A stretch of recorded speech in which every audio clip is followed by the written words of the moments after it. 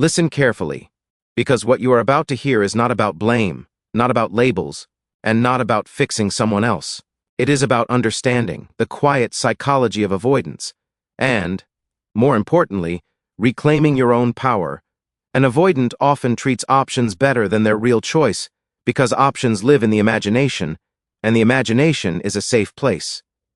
An option does not demand consistency. An option does not ask for depth. An option does not hold up a mirror and say, "Now show me who you really are." An option can be visited and abandoned without consequence. And to the avoidant mind, that feels like freedom. But the real choice is different. The real choice is present. It is breathing. It is alive. And anything alive can disappoint, challenge, or awaken parts of us we have spent a lifetime trying to numb. So the avoidant does not reject the real choice because it lacks value. They distance themselves because it has too much value. It carries weight. It carries truth. Here is the wisdom most people miss. Avoidance is not the absence of feeling. It is the fear of feeling too much. The avoidant learned early that closeness came with pain, obligation, or loss of self. So they built a quiet philosophy. Stay unattached, stay undefined. Stay just far enough away to remain in control. Options allow them to feel desired without being seen, wanted without being known. Yet life does not reward distance. Life rewards presence. The universe does not expand through escape. It expands through engagement. Every divine principle teaches this truth in one form or another. What you resist persists, and what you avoid will return in a different disguise. When an avoidant treats options better than the real choice, they are worshiping potential instead of reality. Potential feels infinite, but it is empty. Reality feels demanding, but it is fertile. Seeds do not grow in imagination, they grow in soil, and soil requires pressure, darkness, and patience. Understand this deeply. The avoidant is not stronger because they walk away easily. Strength is not the ability to detach. Strength is the courage to remain open when every instinct tells you to close. True power is not control over others. It is mastery over one's own fear. If you are the one being treated as the real choice, do not shrink yourself to compete with options. Do not perform, prove, or chase. You are not here to audition for someone's unresolved wounds. The divine order of life never asks the sun to dim itself so the moon can feel comfortable. Your role is not to be chosen at the cost of your dignity. And if you recognize avoidance within yourself, this is not a condemnation. This is an invitation to notice that what you call freedom may actually be a prison with open doors. You are not protecting your independence. You are postponing your wholeness. Growth begins the moment you stop running from intimacy and start sitting with discomfort. Purpose is revealed when you stop asking, "How do I stay safe?" and start asking, "How do I stay true?" The soul does not evolve through options. It evolves through commitment to what is real. In the end, options fade, distractions dissolve, and possibilities collapse into time. But the real choice, the one that asks you to show up, to grow, to be accountable, that is where transformation lives. That is where love matures into wisdom. That is where fear bows to awareness. Avoidants often treat options better because options do not demand presence, and presence is where fear lives. An option exists at a distance. It can be admired, entertained, and even emotionally stimulated, without ever requiring the avoidant to fully step in. There is no pressure to be consistent, no expectation of emotional availability, and no risk of being truly known. In this space, the avoidant feels relaxed, powerful, and in control. Control, for the avoidant, is not about dominance over others, it is about protection from vulnerability. Options feel light because they do not threaten identity. The avoidant's nervous system has learned, often unconsciously, that closeness equals danger. Somewhere in their emotional history, intimacy became associated with loss of freedom, emotional overwhelm, criticism, or abandonment. As a result, the mind creates a strategy: keep connections optional, undefined, and replaceable. When something is replaceable, it cannot trap you. When it cannot trap you, it cannot hurt you. This belief system becomes the invisible architecture of avoidant behavior. An option does not ask for integration into daily life. It does not ask to be prioritized when energy is low or stress is high. It does not require emotional labor or repair after conflict. Because of this, the avoidant can show up as their best self with options. They can be charming, attentive, curious, and even deeply engaging. This creates confusion for the person watching from the outside, who wonders why the avoidant seems capable of warmth in one context and distance in another. The answer is simple. Warmth feels safe when it has an exit. The real choice removes that exit. It introduces continuity, accountability, and emotional consequence. Suddenly, words matter. Actions carry weight. Silence is noticed. The avoidant's internal alarm system activates not because the real choice is wrong, but because it is real. Reality demands coherence between inner world and outer behavior, and this coherence feels threatening to someone who has survived by fragmentation and emotional self-containment. Options also allow the avoidant to experience desire without responsibility.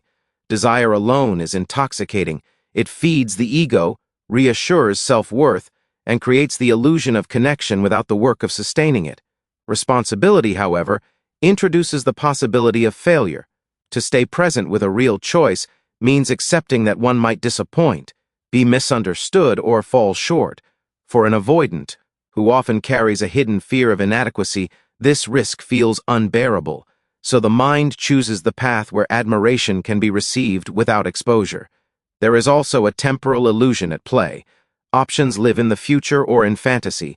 They are not bound by time, routine, or reality.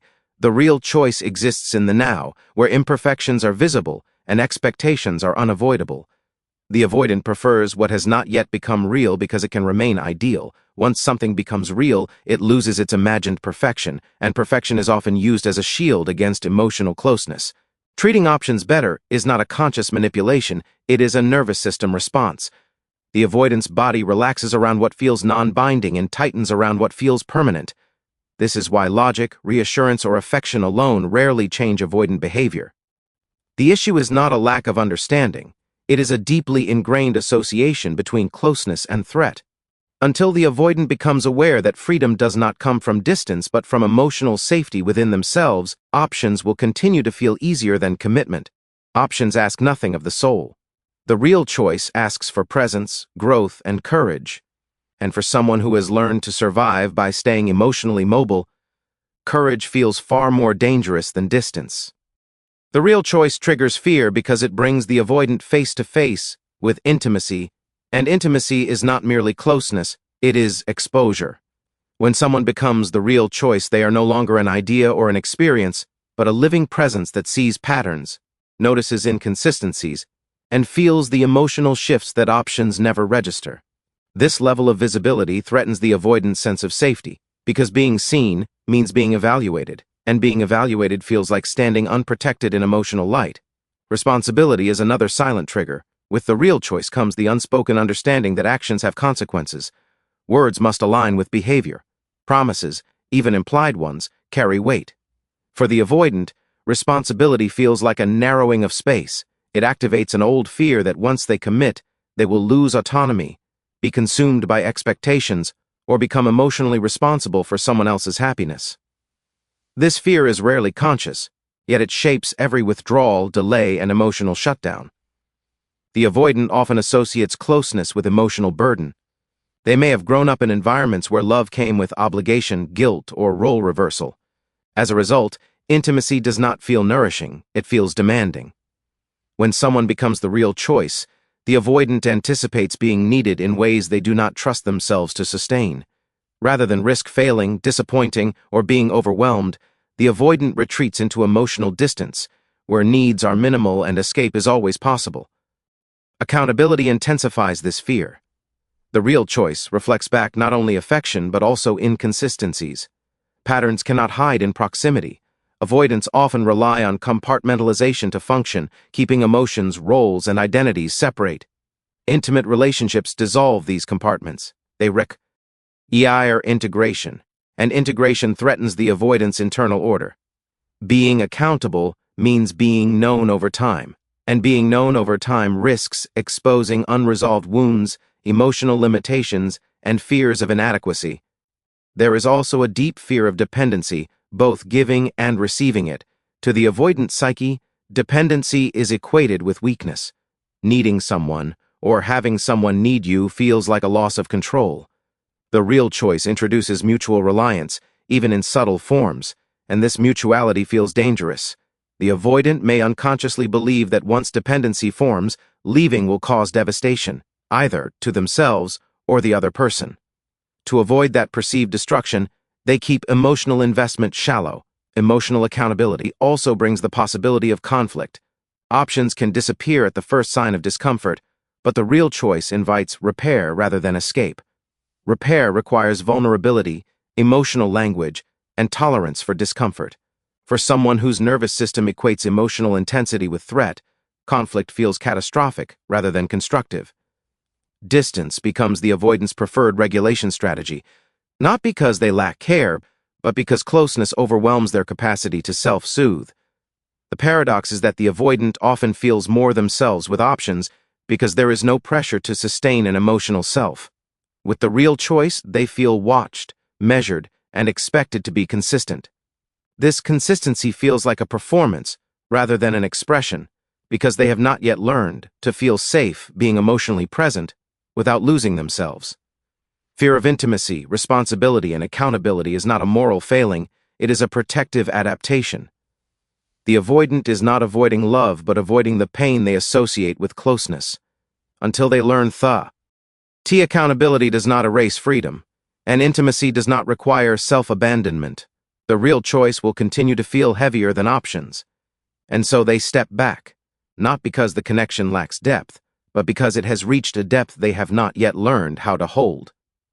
Avoidant behavior is often misunderstood as indifference, selfishness, or emotional coldness. Yet at its core, it is a strategy of self-protection developed in response to earlier emotional experiences. The avoidant does not withdraw because they feel nothing. They withdraw because they feel too much and lack the tools to regulate those feelings safely. What appears as distance on the surface is, internally, a form of emotional containment designed to prevent overwhelm. Many avoidants learned early that expressing needs or emotions led to disappointment, rejection, or intrusion. In such environments, vulnerability did not result in comfort or understanding, it resulted in pain, shame, or loss of autonomy. Over time, the psyche adapts by minimizing emotional expression and maximizing self-reliance. This adaptation becomes so ingrained that it feels like personality rather than protection. The avoidant grows up believing they are simply independent or low maintenance, unaware that these traits were forged in the absence of reliable emotional safety. Because of this history, the avoidant experiences closeness as a threat to equilibrium. Emotional connection activates old memories stored not as stories, but as sensations in the nervous system. Tightness in the chest, restlessness, irritability, or sudden numbness are not conscious choices, they are survival responses. Pulling away restores a sense of balance. Distance becomes a way to breathe again. From the outside, this looks like a lack of care. From the inside, it feels like relief. Avoidants often care deeply but privately. Their emotions are internalized, processed alone, and rarely shared in real time. This internalization can make their affection invisible to others, even though it is very real. They may think about someone constantly, feel connected in silence, or experience loss intensely after separation, yet never express these emotions outwardly. Expression feels risky, silence feels safe. Cruelty implies intention to harm. Avoidant behavior lacks this intention. The withdrawal is not designed to punish, manipulate, or assert power. It is a reflex to regain emotional control. When an avoidant pulls back, they are not saying you don't matter, they are saying I don't know how to stay present without losing myself. Unfortunately, this internal reality rarely translates clearly, leaving others to interpret absence as rejection. A key misunderstanding lies in the assumption that care must look a certain way. Avoidance may not offer consistent reassurance, verbal affirmation, or emotional availability, yet this does not mean they lack attachment. Their attachment is simply guarded. They may show care through practical acts, problem-solving, or maintaining stability, rather than emotional closeness. These expressions often go unnoticed because they do not match conventional expectations of intimacy.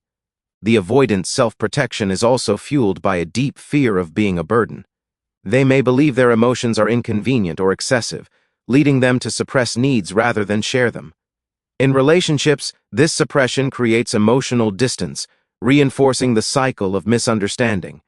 The avoidant protects others from their inner world by withholding it, not realizing that this withholding itself becomes the source of pain. Understanding avoidant behavior as protection rather than cruelty shifts the entire narrative.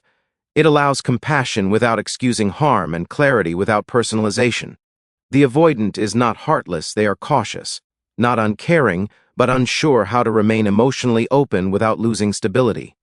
Their behavior is not the absence of love, but the presence of fear. For the avoidant, distance feels safe, because safety has become synonymous with self-containment.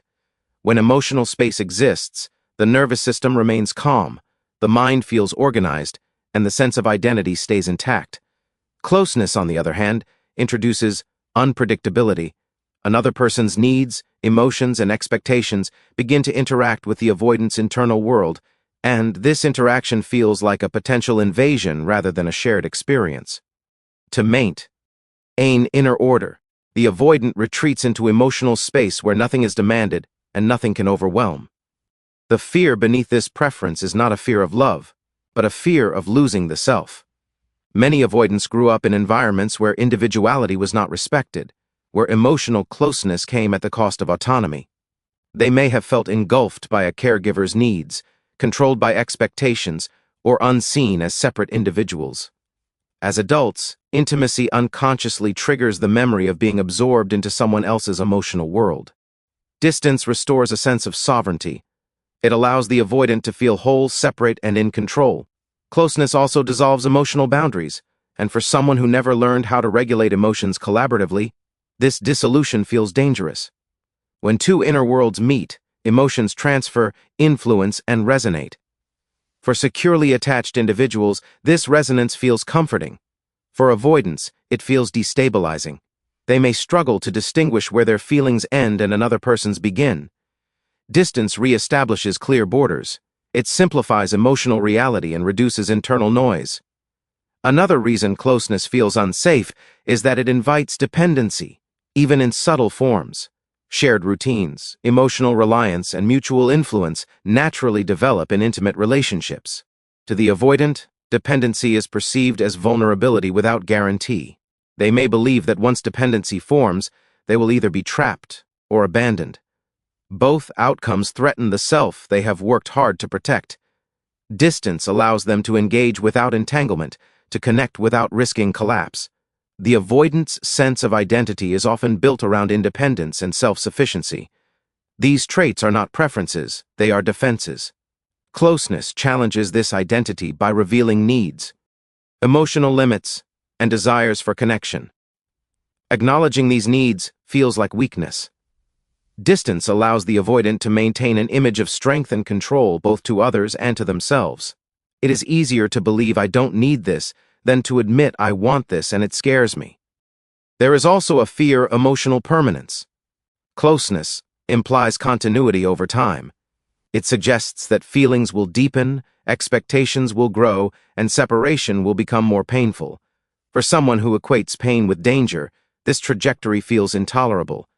Distance keeps emotional intensity manageable. It ensures that nothing becomes so important that its loss would be devastating. Ironically, distance provides relief, but not fulfillment. The avoidant may feel calmer when withdrawn, yet also feel empty or restless. This tension reinforces the pattern. Closeness overwhelms, distance soothes. Until the avoidant learns that safety can exist within connection, they will continue to choose space over intimacy. Distance feels like freedom, but it is actually a familiar shelter, built to protect a self that never learned how to remain whole while being close. Healing for the avoidant does not begin with changing behavior, it begins with awareness. Awareness is the moment the pattern is seen clearly, without judgment or justification. It is the realization that withdrawal, silence, and emotional distance are not personality traits, but protective responses. When awareness arrives, the avoidant starts to notice the internal signals that precede avoidance, the tightening in the body, the urge to escape, the sudden need for space. This noticing creates a pause, and in that pause, choice becomes possible. Fear thrives in the unconscious. When avoidance operates automatically, it feels necessary and unquestionable. Awareness brings fear into the light, where it loses some of its authority. The avoidant begins to understand that the discomfort they feel in closeness is not proof of danger but a memory being reactivated. The present moment becomes distinguishable from the past. This distinction is essential because healing is not about eliminating fear, but about responding to it with curiosity instead of obedience. Replacing fear with presence requires learning how to stay. Staying does not mean forcing intimacy or overriding boundaries. It means remaining emotionally engaged even when discomfort arises. Presence is the willingness to breathe through the urge to withdraw and to observe what actually happens when one does not escape. Often, what the avoidant fears, loss of self, emotional overwhelm, or entrapment, does not occur.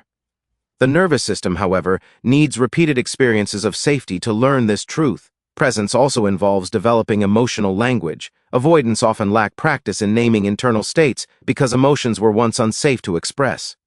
Healing requires translating sensations into words and sharing them in real time.